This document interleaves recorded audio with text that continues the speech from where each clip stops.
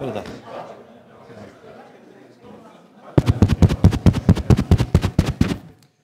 Kæru gestir, verið hjartanlega velkomin í Veröld, hús Vigdísar. Það er gott nafn á byggingu þar sem að einstaka sinnum fer að fara fyrirlestar þar sem að umfjöllunarefni alheimurinn, stjarnvísindi, allt þar á milli. Ég heiti Jón Emil Guðmundsson og er kennari í Elsa við Háskóla Íslands og áður en ég kynni Matthías til leiks þá langar mig til þess að nefna það að þetta er einn af mörgum fyrirlesturum í röð fyrirlestra sem að Stjörnuskoðunarfélag Seltjarnarness, Stjarnvísindafélag Íslands er að skipuleggja með styggum stuðningi Háskóla Íslands sem að hýsir okkur hér í þessum sal kvöld eftir kvöld en er líka að greiða fyrir upptökur og beint streymi frá þessum fyrirlesturum. Og fyrst að þið eru hérna í kvöld ætla ég að nota tækifærið að benda á að eftir tæpar 2 vikur þá er annar fyrirlestur inn í þessum sal og þá kemur Kasper Heinz sem var einu sinni doktorsnemandi í eðlisfræði við Háskóla Íslands en er núna lektor við Kaupmannahafnar Háskóla og hann ætlar að segja okkur frá fyrstu stjörnunum. Það vill svo til að fyrir svona cirka 13,7 milljörðum árum síðan þá voru fyrstu stjörnunar í sögu alheimsins að myndast og við vitum raun og veru ósköp lítið þetta tímabil. En með tilkomu geimsjónauka eins og JWST, þess að James Webb geimsjónaukans, þá eru hægt og bítandi að fara að komast að því hvað raun og veru að gerast að þessu tímabili. Þetta er eftir tæpar 2 vikur í þessum sal. Svo í desember þá kemur professor Jeff McMahon sem er við Chicago háskóla og hann ætlar að fræða okkur, eiginlega bara heimsfræði, raun og veru viðleitni mannkynsins til þess að skilja alheiminn á sínum stærstu stærðarskölum, tímaþróun hans, hvað hulduorka, hvað hulduefni og svo framvegis. Og svo í janúar þá kemur Sigríður Kristjánsdóttir en hún er einmitt formaður Stjörnuskoðunarfélags Seltjarnarness og hún ætlar að fjalla stelpur í stjörnufræði. Þannig endilega merkið þessa atburði í dagatalið ykkar. Svo ætla ég að fara spóla tilbaka og fara aftur til Matthías Baldurssons Harksens sem var einu sinni í grunnnámi í Elsa við Háskóla Íslands, fór svo til Oxford í mastersnám, og svo komið tilbaka til Háskóla Íslands og er að leggja lokahönd á doktorsverkefni sitt.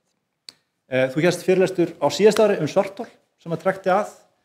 Takk kærlega fyrir að vera til að taka þetta annan fyrirlestur fyrir okkur, þannig að bara gjöra svo vel.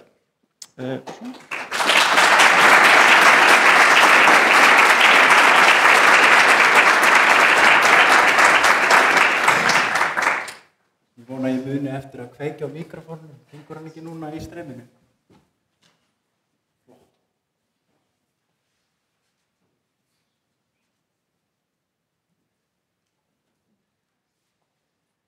Þann 12. ágúst 2026 verður sólmyrkvi sýnilegur á vestanverðum hluta Íslands.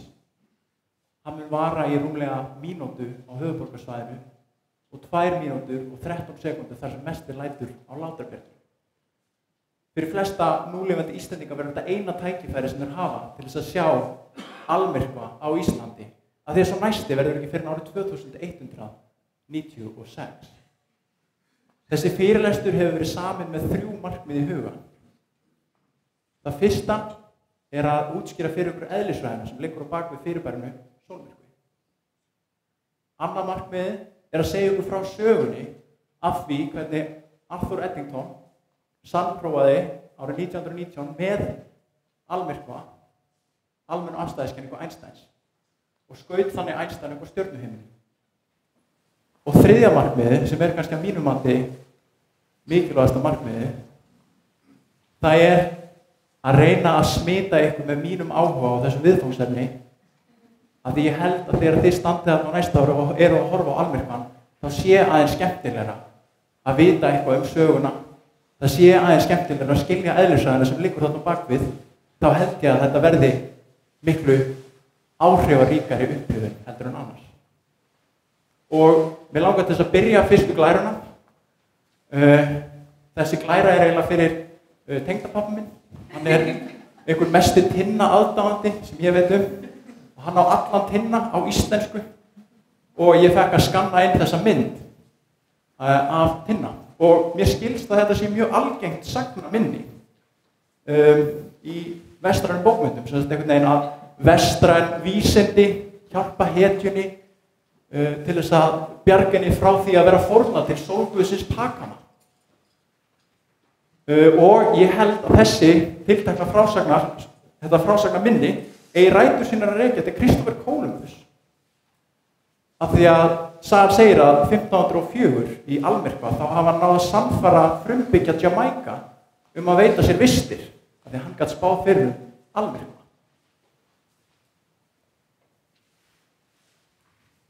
En ég ætla aðeins að vera með nokkuð skilgreiningaratriði. Það eru þess að 3 gerðir af sólmyrkvum. Sólmyrkvi er samheiti yfir deildarmyrkva, hringmyrkva og almyrkva. Og deildarmyrkvi er kannski svona það minnst spennandi af þessu öllu. Þeir verða það bil 2-5 sinnum á ári einhvers staðar á jörðinni. Síðasta deildarmyrkvi 2015. Það eru kannski margir hérna sem að muna eftir þeim viðburði. En hringmyrkvin og almyrkvin eru miklu sjaldgæfari. Þeir verða kannski 2 á hverjum 3 árum. Það er að segja 66% af hverju ári. Og við munum fara aðeins út í mismunum á þessum fyrirbærum og hvernig þau verða til, en okkur finnst alltaf almyrkvin vera miklu merkilegri, af því að þá hverfur sólin. En þeir gera samt, þeir eru alveg jafn sjaldgæfir, þannig séð. En ég ætlaði bara líka að tala aðeins hvernig þetta verður, af því að stundum þá skiptir bara máli að sjá þetta fyrir sér. Og í fyrsta lagi þá er þetta miðvikudagur, gott að hafa það í huga. Þetta er í miðri viku. Ég var einhvern veginn búinn að sjá fyrir mér að þetta væri helgi sko. Og svo ég ætla líka að nefna það að til þess að sjá almyrkva þá þarf maður fyrst að sjá deildarmyrkva. Og deildarmyrkvinn hann byrjar 1640 það bil. Síðan er hann í klukkutíma. Og þá er mikilvægt að nefna að á meðan á deildarmyrkvanum varir þá hefði það verið með svona. Okay? Síðan kemur almyrkvið, þá tökum við gleraugun niður og almyrkvinn hann byrjar 1744 og svo varir hann í 2 myndir öfur á Lottarbergi, 1 mynd öfur í Reykjavík. Síðan setjum við aftur gleraugun á og horfum næsta klukkutíma ef þið nennið. En bara þetta er þess að minna ykkur á öryggi augna. Takið þau af meðan almyrkvinn er í gangi, en hafið þau á meðan deildarmyrkvinn er í gangi. En það var líka almyrkva á sólu 1954 og þetta var auðvitað forsíðufrétt á þessum tíma. Og það er svo ótrúlega fallegt orðalag sem þau nota að sólin sortnaði. Þetta er einhvern veginn ljóðamál, sóltér sortna. Og það er auðvitað sagt líka að þetta hafi verið stórkostlegasta náttúrufyrirbrigði síðan Heklagaus. Og svo er eitthvað svona, mjög svona smá, ég held að þetta sé smá pseudoscience, en ég ætla kannski ekki að fara mikið út í þetta, en mest áhugavert að konur fæddu fyrir tíman í Höfn. Og það er að tala um að þetta sé þekkt fyrirbæri.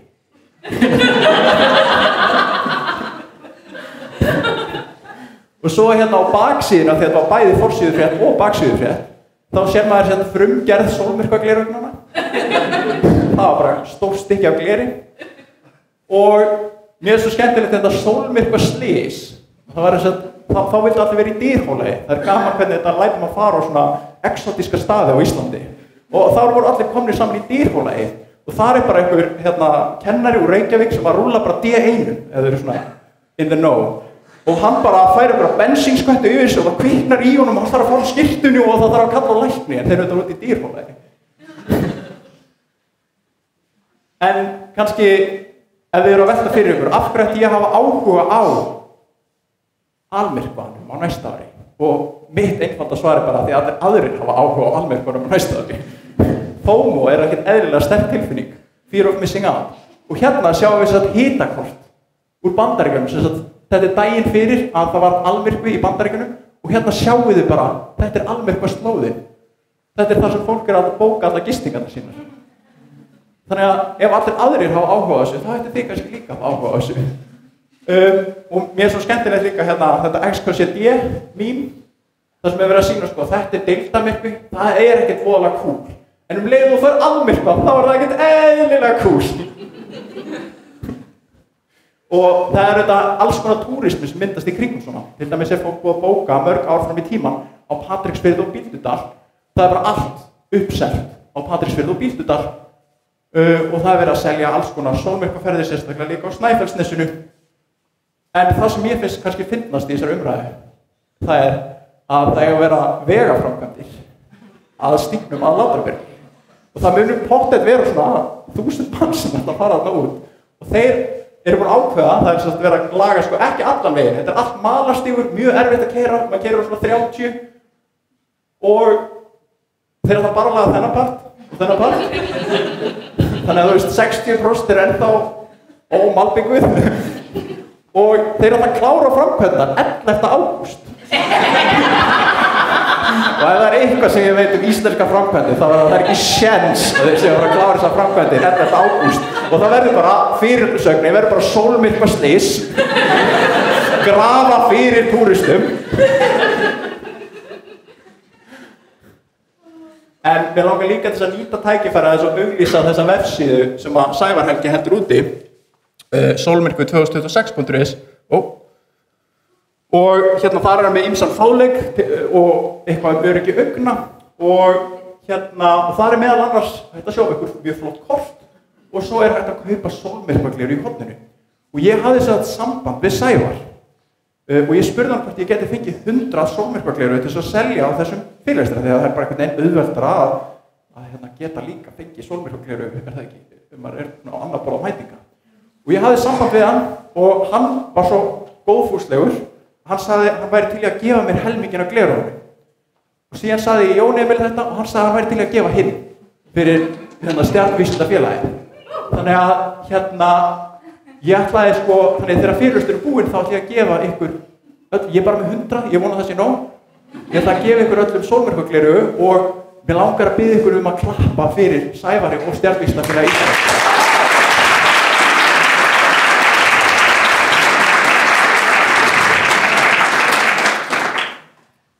En þá er það að eðlisfræðinni. Og eðlisfræðin, það er þessi einfalda spurning, hvernig virkar eiginlega sólmyrkvi? Og mér langar til að byrja að rifja upp það að jörðin, hún ferðast einn hring í kringum sólina á einu ári. Það er það sem við meinum þegar við tölum árið. Og svo ferðast tunglið einn hring í kringum jörðina á einum mánuði. Það er það sem við meinum þegar við segjum mánuður. Þannig er orðið komið. Og þannig er þetta reyndar 8 hringir, ekki eins margir að eiga að vera, en það er annar mál. En maður gæti spurt sig, vegna þess að núna fer tunglið einu sinni á milli sólarinnar og jarðarinnar í hverjum einasta mánuði. Maður gæti spurt sig, af hverju er þá ekki almyrkvi í hverjum einasta mánuði? Og til þess að reyna að útskýra það, þá bjó ég til svona smá animation. Þannig að það fyrsta sem maður þarf að benda á er að jörðin, hún ferðast ekki á hringlaga braut umhverfis sólina, heldur er hún sporöskjulaga. Og það þýðir að það er einhver minnsta og einhver mesta fjarlægð sem að jörðin hefur frá sólinni. Og við tölum hún sé í fyrðarstöðu hér, sem sagt fjarstinni, og nándarstöðu hér, sem sagt næstinni. Og hversu stór, við tölum sýndarstærð, og hversu stór jörðin sýnist okkur vera, hefur að gera með hversu nálægt við erum henni. Þannig að þegar við erum mjög nálægt hérna, þá sýnist okkur vera mjög stór og þegar við erum hérna langt í burtu, þá sýnist okkur nú vera mjög lítil. Og það sama má síðan segja tunglið, að tunglið, það ferðast líka á sporbraut umhverfis jörðina og það þýðir að hún getur verið langt í burtu og hún getur verið mjög nálægt. Þannig að þegar hún er mjög nálægt, þá sýnist hún okkur vera stærri og þegar hún er langt í burtu, þá sýnist hún okkur vera minni. Og til þess að fá almyrkva, þá þarf sem sagt tvennt að gerast. Og það er þess vegna sem er svo erfitt að fá almyrkva. Í fyrsta lagi þá þurfum við að sjá litla sól, við þurfum að vera hér. Það getur bara gerst einu sinni á ári. Í öðru lagi þá þarf tunglið að vera eins nálægt okkur og við getum, svona hér. Annars er það ekki nú stórt þess að fylla upp í sólina. Það er þess vegna sem er svona sjaldgæft að sjá almyrkva. En það er eitt annað atriði sem spilar líka inn í og það er að braut tunglsins, hún hallar 5 gráður miðað við braut jarðarinnar. Og það gerir það verkum að stundum lendir skugginn bara ekkert á jörðinni yfir höfuð. En mér finnst líka gott að útskýra hlutuna kannski á 2 vegu, þannig ég er með aðra leið til að útskýra sólmyrkvana. Þannig ef við skoðum núna bara 2 ljósuppsprettur sem er að lýsa á eitthvað hlut, þá myndast sem sagt svona skuggi. Og það sem hvorug ljósuppspretta nær að lýsa, þá myndast alskuggi og síðan deildarskuggi þar sem önnur nær að lýsa en hin ekki. Og þetta á að vera viðlíking fyrir sólina, tunglið og jörðina. Og það sem maður getur séð er að maður færi tunglið þá breytir skugginn. Og hérna til dæmis komin hringmyrkvi. Af því að sólin fer að glitta aftur í sólina. Þess að skuggi tungsins endar hér. Kannski fínt að sýna þetta bara aftur. Sorry.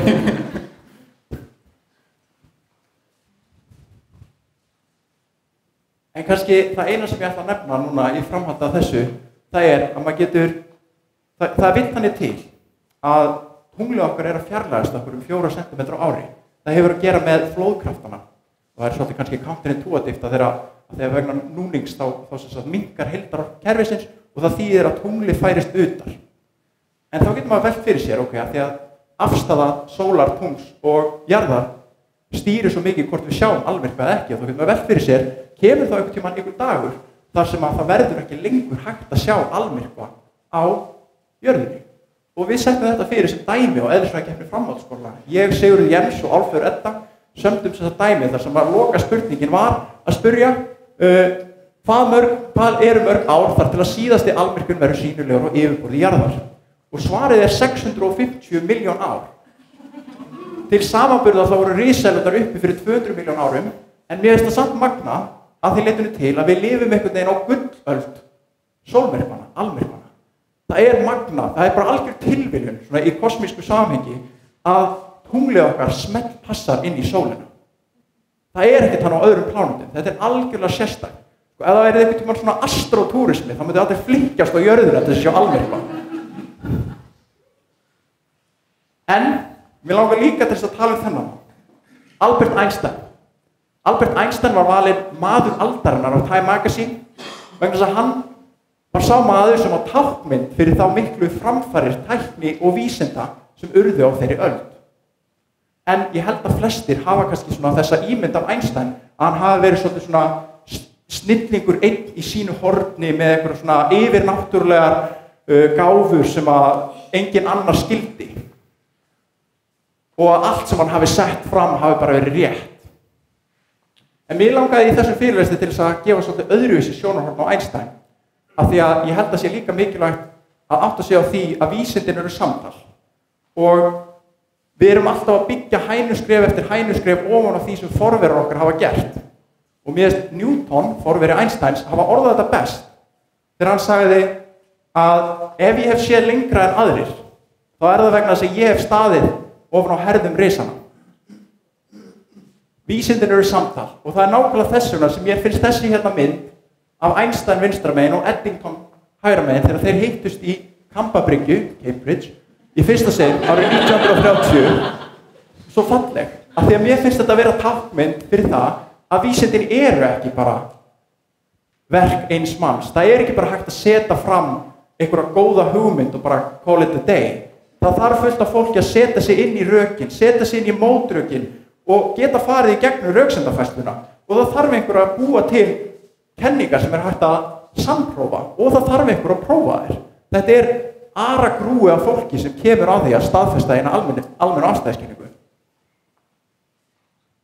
En að því sögðu þá var þetta Einstein geggjaður.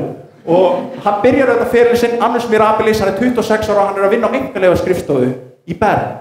Og hann gefur út 4 greinar sem munu allar bylta eðlisfræðinni. Fyrsta greinin sem fjallaði ljósröfun, hann fær auðvitað Nóbeli fyrir hana 20 árum setna, geggjað að byrja ferlega að fá Nóbelsverðlaun fyrir greina hérna. Næsta grein fjallaði bránhreyfingu og sannaði tilvist atóma. Þriðja grein fjallaði takmörku afstæðiskenninguna og hvernig maður á að leiðrétta hreyfi Galilei yfir í Lorentz. Og síðasta, eflaust frægasta jafna mannkynssögunar, saman sem MC öðru og ekkert AI. Svakaleg byrjun á ferli. En mér langaði til að taka aðeins annan pól í hæðina og tala Zúrich-stílabókina 1912. Þetta er sem sagt stílabókin hans Einsteins frá því að hann kom með aðstoðarprófessorstöðu við Zúrich-háskóla. Og titillinn, relativitet, þetta var búið að másta þess út hérna en þetta er á þýsku, af því hann skrifa allt á þýsku. Og það er svakalegt að rýna í þessa bók, þetta er 100 blaðsíðna bók og ég er búinn að taka nokkrar vel valda blaðsíður fyrir þennan fyrirlestur, við ætlum ekki að fara í gegnum allar 100. Og það er gaman að sjá þannig hann að fjalla þyngdarfræði, rafsegulfræði og stundum hann bara að króta eitthvað í spásjöðunar, eins og þetta. En til dæmis hérna, titillinn hérna efstir gravitasjón. Hérna hann að byrja að tala almennu afstæðiskenninguna. Þetta í fyrsta sinn sem ykkur að hugsa almennu afstæðiskenninguna. Og það sem skín svo skýrt í gegn að Einstein, hann ekki alveg búinn að tilenga sér starffræðina sem hann að reyna að nota, þessa differúlfræði sem hann þurfti að læra til þess að setja fram almennu afstæðiskenninguna. Af því að hann stöðugt að spyrja sig hérna í spásjónum, hann spyr sig eins og hérna, þetta skalar eða fjórvígur? Og svo skrifa hann stimmt, passar. Hann alltaf að tjekka sig, hann eins og hann veit ekki alveg hvað hann að gera. Og svo, ef maður flettir aðeins lengra, og þetta sko mánað að vinna, nokkrum blaðsíðum seinna, þá hann komin í þetta hérna. Og þetta stundum kallað uppgjafar blaðsíðan. Af því að neðst, þá stendur súumstandlík, eða oflókið. Og málið að það eins og hann sé að leita að fjarsjóði, en hann ekki með neitt kort, hann veit ekki hvar fjarsjóðurinn og fjarsjóðurinn beint fyrir neðan hann, af því að hann búinn að leiða út almennu afstæðiskenninguna, hann bara sér það ekki. Þetta oflókið fyrir hann. Pælið því, hann gefst upp, þetta bara eitthvað side project, hendur þessu bara í burtu, gefst upp, snýr ekki aftur á þessu fyrir 3 árum seinna. Þá setur hann fram almennu afstæðiskenninguna og ég ætla bara, mér finnst svona viðeigandi að taka Davíð Hilbert hérna, af því að Davíð Hilbert á að hafa sagt sem sagt Einstein og þessi ár hjá honum, þar sem hann var að kynna sér differúmfræði, sérhver götustrákur í Göttingen veit meira en Einstein differúmfræði. Og svo sleppaður alltaf seinnipartinu, en mér finnst hann góður. Samt var það Einstein sem vann vinnuna, en ekki starffræðingarnir. Og það kannski það sem hérna mórallinn í sögunni, og að það aldrei starffræðingarnir sem vinna vinnuna. Nei, sorry.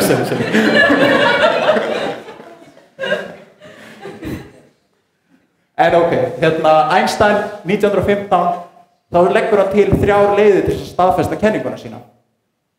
Fyrsta leiðin það sem kallast brautarvelta Merkúríusar og hann setur það meira þess að fram í greininni sinni 1915.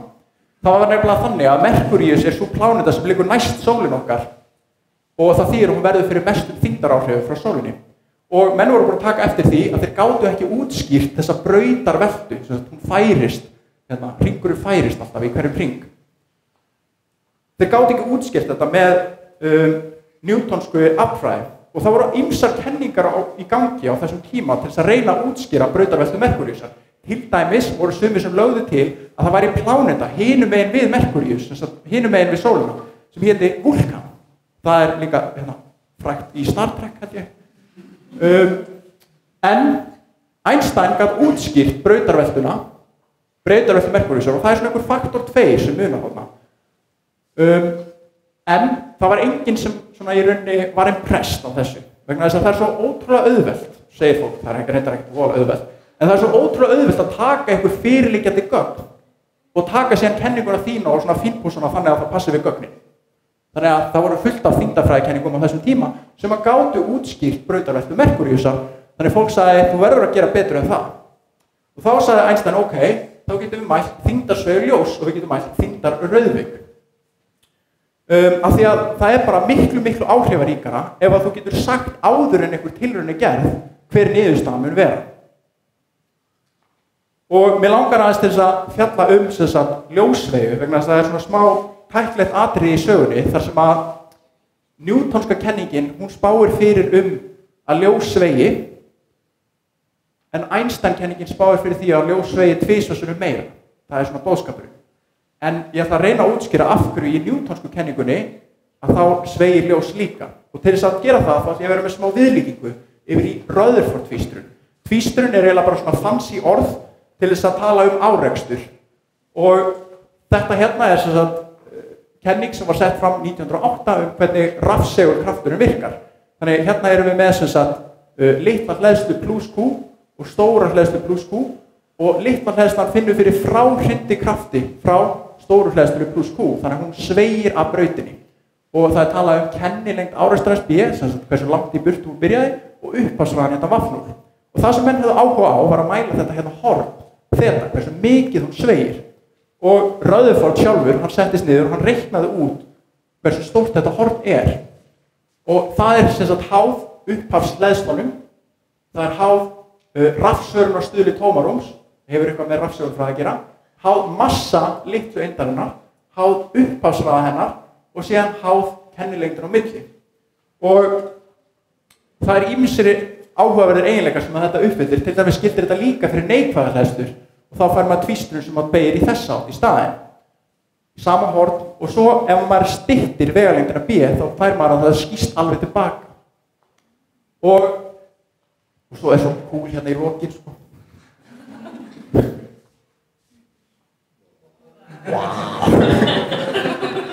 En maður getur sem sagt gert nákvæmlega sama fyrir þyngdarkrafti. Þannig að ef við gerum þetta fyrir þyngdarkrafti þá erum við einhvern stóra massa M og síðan einhverja kennilengd og einhvern lítinn massa M með upphafsraða vafnur. Og ef maður skýtur þessu svona af stað þá fær maður sem sagt að maður getur aftur reikna hornið en núna, og það er mikilvægt að nefna, það er háð þyngdarfasta Newtons, stóra G, það er háð massanum og stóra massanum, það er háð upphafsraðanum og það er háð kennilengdinni. En það sem er mikilvægt er að þetta er ekki háð litla massanum. Litli massin skiptir ekki máli. Þannig að ég get látið M vera eins lítið og ég vil, að því að ljós hefur engan massa. En það hefur skriðþunga, þannig að það finnur samt fyrir þessum áhrifum. Þannig að ljós vegir líka í newtonsku kenningunni. Og ef maður sest niður og maður reiknar út hversu stórt þetta horn á að vera, þá er ég búinn að ljúga mjög mikið á myndinni, þetta er pínu lítið horn, það myndi ekki sjást á skjánum. Af því að þetta eru sem sagt, þetta er í newtonsku kenningunni, sígildir eðlisfræði, og það eru 0,875 prik. Og prik, það eru sem sagt arksekundur. 1 prik er arkmínúta og 2 prik er arksekunda. Það er að segja, 1 gráðu er skipt upp í fyrst arkmínútur, það eru 60, og síðan í arksekundu, það eru aftur 60. Þannig þetta er 1 á móti 3600 úr gráðu. Það er mjög erfitt að mæla það. Og Einstein, hann spáir tvisasinnum þessu gildi, það er að segja 1,75. En, maður getur líka velt fyrir sér, hvernig mælum maður þetta? Þannig að maður tekur sjónauka, maður bíður eftir almyrkva og síðan skoðar maður stjörnurnar sem eru rétt fyrir aftan sólina. Af því að þá mun ljósið sveigja frá þeim og við teiknum síðan beina línu út frá, þannig að okkur sýnir stjarnan vera hér. Og við getum mælt, þetta hérna horn er það sem þeir voru að reikna, og við getum mælt hversu mikið færði stjarnan. Og til þess að bara svona útskýra að ef einhver stjarna er langt í burtu frá sólinni, þá sveigir hún ekki og við sjáum engan mun. Þannig að það er mjög mikilvægt í almyrkvanum að reyna að taka stjörnur sem eru nálægt disk sólarinnar eða jaðri sólarinnar. En mér langar líka til að tala eins hann Finlay Freundlich.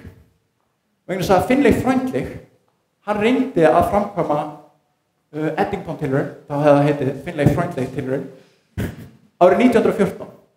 Þess að 5 árum áður en það tók sér að mæla ljósvegi.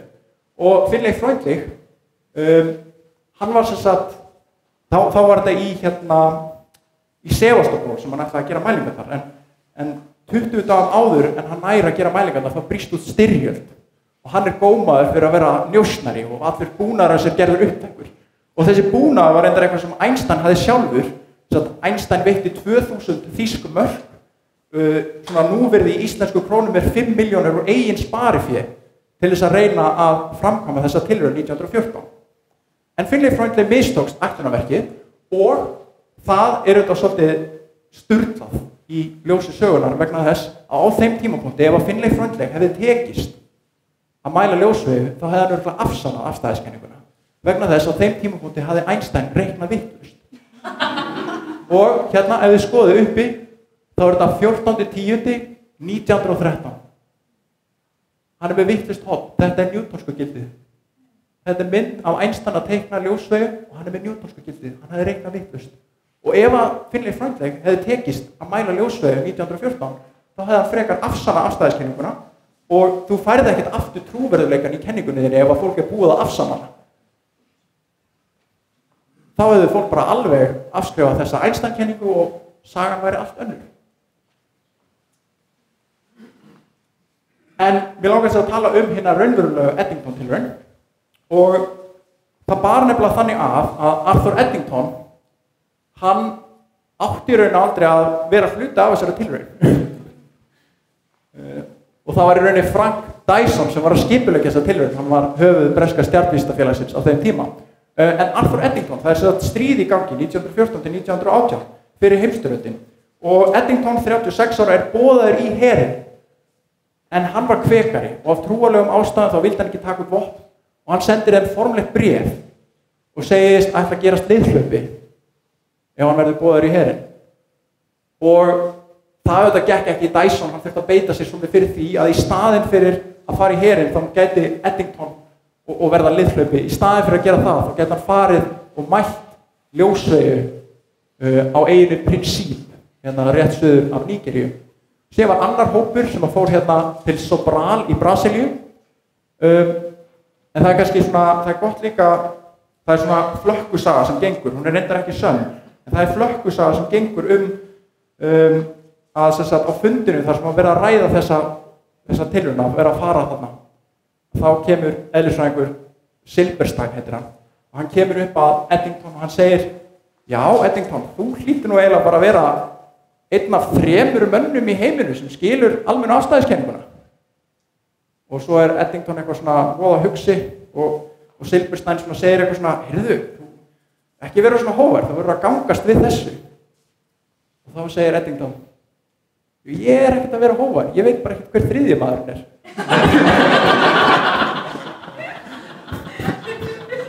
En þetta er svona smá lega saga því að ég er alveg viss hann vissi alveg hver þriðja manneskjan var. Það var pottet De Sitter sko, af því að þannig sem að það er þetta stríð og Einstein gefur út greinarnar sínar í Þýskalandi og þær báru síðan til Hollands til De Sitter og De Sitter var að gefa út eitthvað afstæðiskenningunni að þetta er samtal og þannig sá Eddington greinarnar hans De Sitter og þannig lærði hann almennu afstæðiskenninguna. Þannig að hann vissi alveg hver þriðji maður var, það var bara ekki 4. maður. En hérna, svo er myndir hérna af búnaðurinn sem við notum og það hefði kannski verið tæknilega erfiðara að framkvæma tilraunina ef þeir hefðu ekki nú þegar lagt grunninn að þessu þegar þeir mældu þvergöngu Venusar 50 árum áður. Það eina sem var kannski tæknilega flókið varðandi búnaðinn var að það var þetta allir að framvælega vopn á þessum tíma, þannig að þú þurftir einhvern veginn að stöðla framleiðsluferli til þess að búa til 2 sjónauka. Og síðan auðvitað gerist það að aðalsjónaukinn hann bilaði út af hitatruflunum og þau þurftu að nota varasjónaukann. En mér langaði þess að reyna að sýna á myndrænan hátt hvaða var sem þeir voru að sjá í greininni sinni. Þannig ég tók gögnin og ég teiknaði upp fyrir ykkur. Og þetta er sem sagt hvernig stjörnuheimurinn leit út þegar þeir framkvæmdu tilraunina 1919 í Prinsip. Og þetta voru sérstaklega góðar aðstæður af því að það er mjög mikið af mjög björtum stjörnum hérna í Hyades stjörnuþokunni. Og rauðu punktarnir sem ég er búin að teikna inn á er hversu mikið stjörnurnar hliðruðust í almyrkvanum. Það er að segja því nær sem þær voru því utar fóru þær, nema ég ætti líka að minnast á það að þegar ég gerði þetta fyrst þá skildi ég ekkert af hverju þær færiðust ekki. Ég held ég hefði gert einhver mistök en það kemur í ljósa maður þarf í raun að stækka þetta svona faktor 600 til þess að sjá eitthvað. Þetta er ógeðslega lítið, þú þarft að mæla þetta með mikromæli. Þannig til dæmis þá sást þessi ekki neitt. Og þeir birtast þessa grein og þar á meðal er þetta fræga graf hér sem er að sýna færslu, hversu mikið stjarnan færðist sem fall af fjarlægð hennar frá stjörnunni á Lógarskala. Og hérna, punktalínan, þetta er Newtonska kenningin. Þetta er forspá Newtonsku kenningarinnar. Þykka línan hér er forspá Einsteins og þessi lína hér er það sem þeir fundu. Þetta er magnagraf. Og þeir nefna í greininni að það hafi komið til greina 3 möguleikar. Fyrir það fyrsta, þá hefði ljósið hefði ekki getað sveigst. Þeir hefði getað mælt það. Síðan hefði það getað verið í samræmi við kenningu Newtons og síðan hefði það getað verið í samræmi við kenningu Einsteins. En það er auðvitað síðasti möguleikin að þetta sé, já, 4. möguleikin er auðvitað að þetta sé ekki í samræmi við neitt af þessu. Og þá var eitthvað sem spurði að þessu á þessum fræga fundi hérna, þeir héldu fund 7. nóvember þegar greinin var birt, þá var eitthvað sem spurði að þessu, hvað það hefði verið eitthvað annað er það? Og þá var eitthvað sem svaraði að þá hefði Eddington bara mist vitið.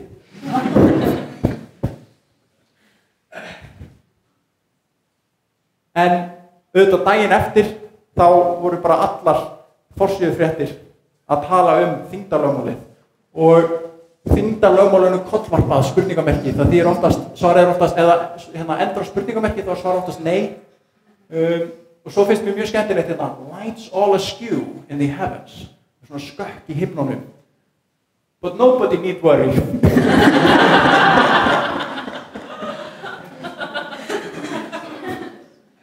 En þetta var auðvitað bylting. Og síðan getum við velt fyrir ykkur, hvað var það fyrsta sem Einstein gerði leið og hann frétti af þessu. Og hann gerði þetta það sem hann á að gera. Hann skrifaði mömmu sinni bréf og sagði henni að nú væri búið að staðfesta almenn afstæðiskenninguna hans. En mér finnst líka mikilvægt að grípa tækifæri til þess að tala það að við erum alltaf að nota hérna vísindalegu aðferð. Það ekki nóg að gera bara eina mælingu og kalla það bara gott. Þannig að þeir birta greinina sína og síðan þá hefur fjöldinn allur af fólki farið í gegnum greinina og reiknað alla útreikningana og fengið niðurstöður á ljósveiðinni. Og það hafa verið gerðar fleiri mælingar, 29, 36, 47, 52, 73, þar sem hefur aftur verið reiknað. Af því það mikilvægt í vísindum að framkvæma tilraunir aftur og aftur til þess að sjá hvort að eitthvað hafi farið úrskeiðis. Og þið getur velt fyrir ykkur að stoppar þetta 73, það gerir það ekki. Þannig að nýlega hefur fólk verið að tala að gera Modern Eddington Experiment. Það byrjaði þetta 2017 og þetta frá 2024 og það aðalega Bröms og Dietrich sem hafa verið að standa fyrir þessu og þetta Dietrich og hann ekkert eðlilega mikill jökla aðdáandi og ég hafði samband við Dietrich að ok, það kannski aðeins lengri aðdragandi að þessu. Ég fyrst fyrir 6 mánuðum síðan þá sendi ég post á stjörnusjónaugar.is og ég sendi svona fyrirspurn hvaða sjónauka það eiginlega sem að allir eru að fara að nota til þess að gera Eddington-tilraunina þegar það verður almyrkvi á Íslandi. Og ég gerði ráð fyrir bara að þetta væri eitthvað sem allir væri að fara að gera. Og ég fekk síðan daginn eftir, þá fekk ég síðan svar frá Sævar Helga og þá sá ég líka neðst og var búið að áframsenda postin á Sævar og þá var búið að skrifa svona neðst, getur þú please svara þessu?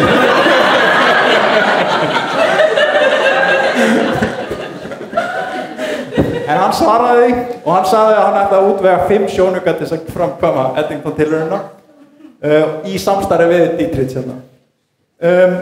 og eina markmið sem ég hafði sett sjálfur mér fyrir daginn í dag þá var að ég ætla að teikna upp stjörnuhimininn eins og hann verður og sjá hversu góð slík Eddington-tilraun myndi vera og því miður þá bara eiginlega ekkert af stjörnum og það eru mjög daufar. Það eiginlega sjást varla. Þessi mun pottið ekki sjást, þessi mun ekki sjást, þessi mun ekki sjást. Það gæti verið 3 stjörnur sem við náðum. Og já, það eru svona ekkert eðlilega erfiðar aðstæður en það verður svona gaman að prófa þetta held ég. En svona, mér langaði þess að enda þetta líka á svona léttunótunum og svona ef ykkur fannst gaman að heyra af þessari Eddington sögu þá þess að bíómynd sem heitir Einstein and Eddington. Passið ykkur að ekki þessi mynd sko. Eddington, ég var svo tekin alveg illa af henni Eddu. Hún sagði eitthvað svona, heyrðu Matti, það að koma í bíó, Eddington myndin. Og ég, vá, geggja, ég hef svo mikið áhuga á því. Hún eitthvað, já, Pedro Pascal og Joaquin Phoenix að leika, hver að segja það að vera Einstein? Og ég eitthvað, já, Pedro Pascal.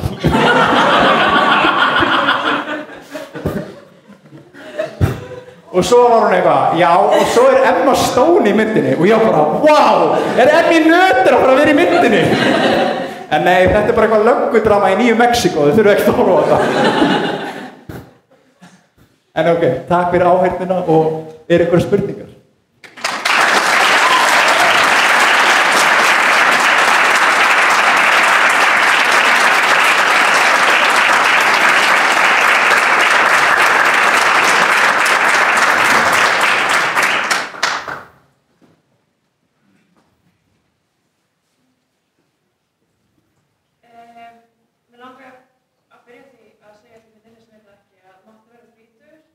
Þú líka? Já, ég líka.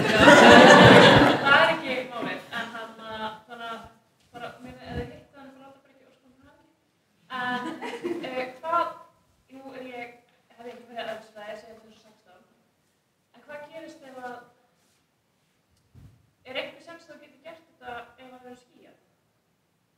Nei. sjá stjörnurnar? Nei. Nei, ok, það bara spurningin. Þess vegna hugmyndir hafa 5. Já, Svona einhverju vonum að það hjálpi. En, Þetta auðvitað ekki alveg stýr búnaður þeir þurft að vera með og það auðvitað, ég glimti auðvitað að minnast á það Finlay Freundlich, maðurinn sem náði ekki að mæla ljósaugu 1914, hann reyndi að gera þessa mælingu 5 sinnum á ævinni sinni og það tókst 1 sinni. Það bara mjög erfitt að gera þessa tilraun.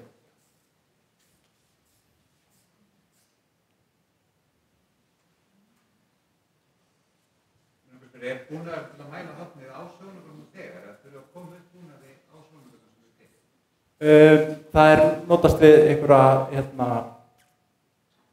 þú setur bara, tengir sjónauka við, nú ég ekki sérfræðingur í það nákvæmlega þessum parti, þú tengir bara myndavél við sjónauka sem eru bara svona, þetta eiga að vera bara, þess að hún kallar þetta modern, þetta eiga að vera í rauninni bara svona hefðbundnir áhugamanna sjónaukar sem þú tengir bara myndavél við og svo setur þetta inn í einhver svona Python forrit sem í rauninni reikna út hversu mikil sveigjan er.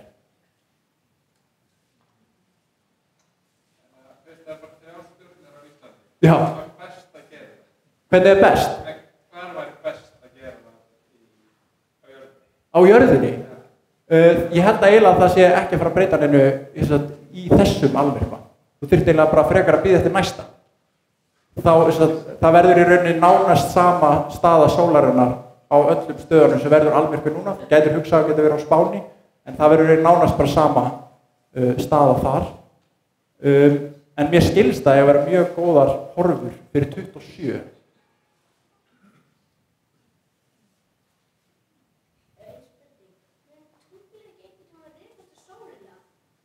Ef það fjarlægist alltaf, jú, og kannski sá hraði mun síðan breytast, þannig að það mun held ég ekki gerast í miður. En það er vissulega rétt hjá það, ef við höldum áfram að fjarlæga alltaf 4 cm ári, þá einn daginn, þá þetta, er það ekki?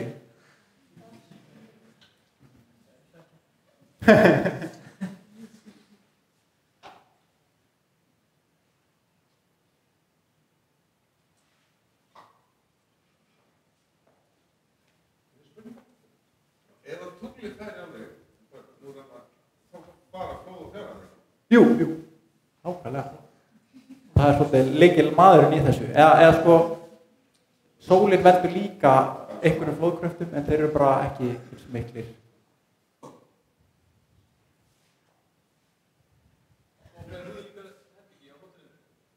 Hvað segirðu fyrir ekki? Bókaði þú líka? Nei, ekki hérna fyrir 14 árum, nei. En ég hins vegar hefur alltaf verið að mæta núna nýlega á sjómannadag á Patreksfirði, bara svona aðeins þess að koma mér inn í samfélagið þar.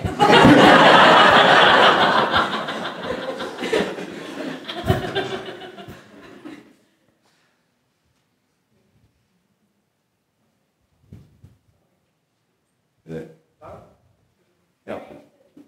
Ef þú myndir einhvern sem að rekast á sólina, mun þá gert lífið í jörðinni deyja út? Ég held að það væri bara frekar búið að gerast á fyrr. Ég held að lífið degi út áður en að það gerist. Ef maður finnur tækni til að færa jörðina lengri í burtu. Það væri þetta mjög álitlegt. Ég held að þetta bara að vinna þeirra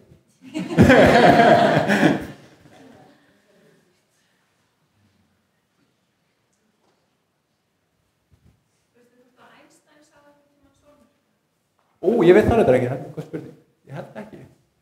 Ég veit ekki. Já, frekar bara að borga spariféði til þess að einhver fara að testa alveg ástæðiskenninguna.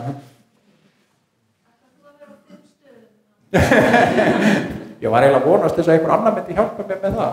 Ef þið hafið áhuga, þá með endilega hjálpa. Ef það hefði verið skýjað hjá Eddington og tilraunin... Það var skýjað. Nú var skýjað. Og svo einmitt þegar hann fór í gang, það bara ekki skýjað lengur. En ef það hefði mistýrt, hvenær hefði verið... Næsta 29. Og þetta var sérstaklega góðar aðstæður nefnilega. Það er eiginlega bara... Þetta var í fyrsta lagi nánast lengsti almyrkvi sem þú getur haft á miðbaug. Það er nefnilega fer eftir hvar þú er, hversu norðarlega þú ert, hversu langur hann er. Mesta sem þú getur haft er rúmlega 7 mínútur og 30 sekúndur, þetta var rúmlega 6 mínútur og 50 sekúndur. Og þetta var með sérstaklega mikið af björtum stjörnum. Hefðu þeir náð að mæla rauðvikið fyrir 29 Þeir mældu Rauðvík 56. Ok, það er ok. En ég ætla líka að minnast á að margir hafa nýtt sér GPS-tækni. GPS-tæknin nýtir sér almennu afstæðiskenninguna, þannig að það má segja að það sé í rauninni að sannreyna afstæðiskenninguna á hverjum einasta degi.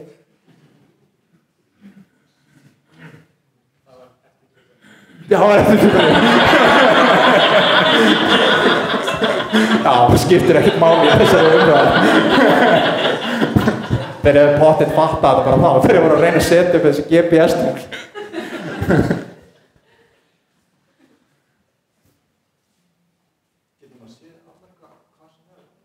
Og hvað sem er á jörðinni? Ég veit það ekki alveg. Nei, ekki á pólunum. En, já. Eða það þeir eru bara svo stuttir. Þetta er ekki. En ég veit ekki alveg. Þekkir þú það? 2015 virka var það á Svalbarða. Já. Vinkonur minn bjó þar þá og hún sagði að það er bara allt er svona glitra eins og demantar sem það er ekki. Það er líka á Suðurskautslandinu 2018. Getur almyrkvi á tungli líka sanna kenninguna? Af því að það er ljósið sem að deilist. Já, ok, þetta er mjög góð spurning. Já. Þess spurningin er hvort að maður geti í rauninni frekar skoðað sveigju í kringum tunglið, er það ekki? Heldur en í kringum sólina. Og þá sest bara niður, þú gerir nákvæmlega sama reikning og ég sýndi þarna áðan. Þú fær horn sem er núna miklu minna. Það munar nákvæmlega, ef þú skoðar munin á massa sólarinnar og massa tungsins, ég held að sé eitthvað 10, það eru 7 stærðargráður þarna á milli. Þannig að þú myndir í rauninni fá, þarna vorum við með 1 arksekundu, þú myndir fá 10 í mínus 7 arksekundu. Það er ekki séns að mæla það. En mjög góð spurning.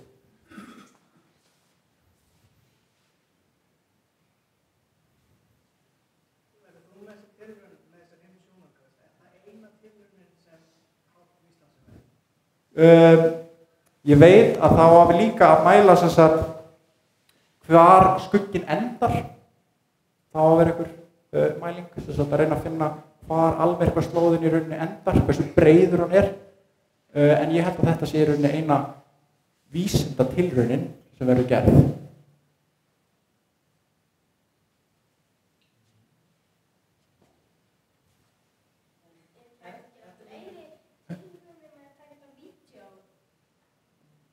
Já, veitu, ég skil ekki alveg. Ef þú tekur þetta vídeo, þá er hægt að handla um að tilraunir. Já, en þá þarftu að geta tekið þetta, það er mjög erfitt að taka svona upp á vídeo af því að þú þarft að tengja þetta við stjörnusjónaukann, sem sagt myndavélina eða upptökutækið. En fyrirgefðu, það var einhver spurning hér.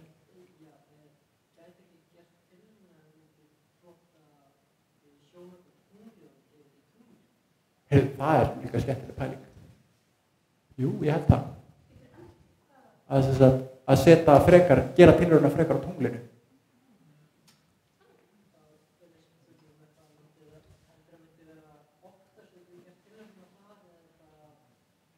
Ég held.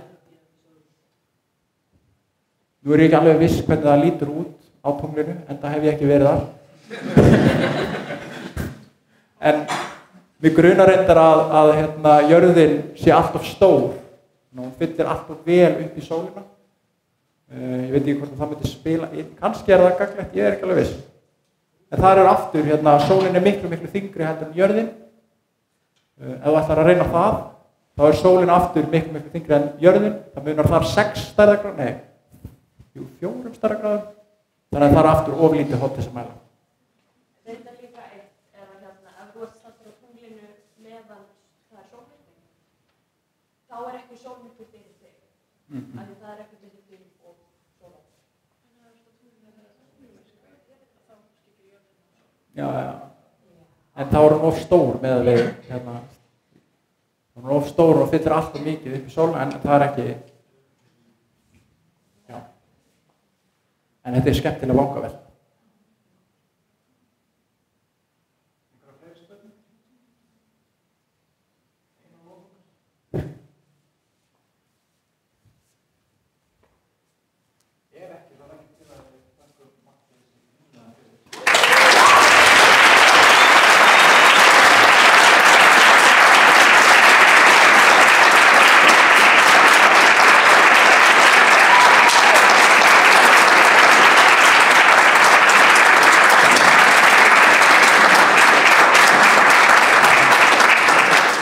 Takk fyrir það og þið megið síðan endilega muna eftir að ná í sólmyrkvagleru svo ég brenni ekki inni með allt og mikið að þeim.